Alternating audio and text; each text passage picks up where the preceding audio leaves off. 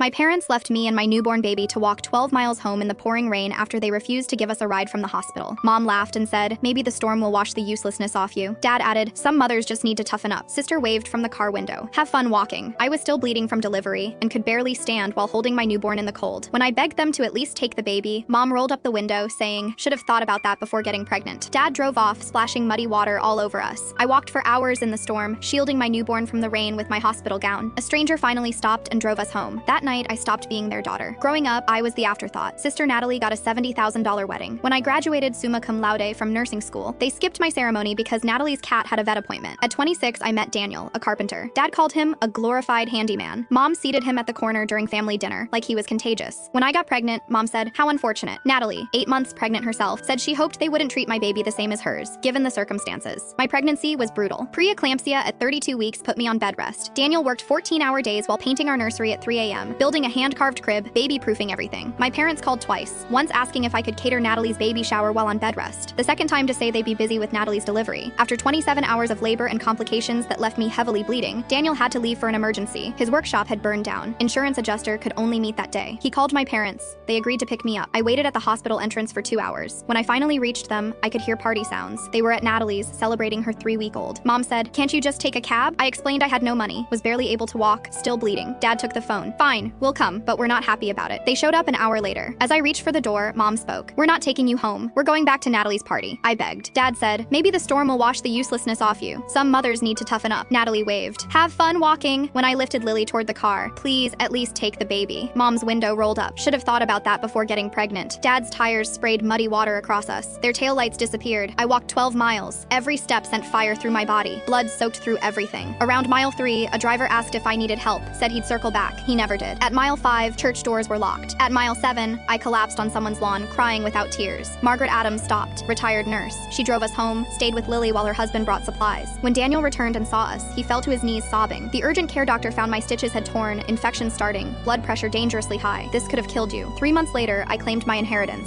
$312,000 my father held in trust. My lawyer forced him to release it. We bought a house 40 miles away, invested the rest for Lily. Mom called a year later asking to meet Lily. I said no. She cried, called me dramatic. I hung up. 4 years passed. Dad's dealership failed. Natalie's husband cheated. Meanwhile, Daniel's business thrived. I became a nurse practitioner. Margaret and Robert Adams became Grammy and Grampy. Last month, Mom sent a letter, rambling justifications, then mentioned they're struggling financially. Could I help? I read it 3 times. Thought about the rain, the blood, Lily's thin wail. I threw the letter away. Yesterday was Lily's 4th birthday. Princess dress, frosting everywhere, laughing so hard milk came out her nose. Lily's never met my parents. She knows one set of grandparents who adore her. I walked 12 miles bleeding and broken holding my newborn. When I emerged, I was finally free.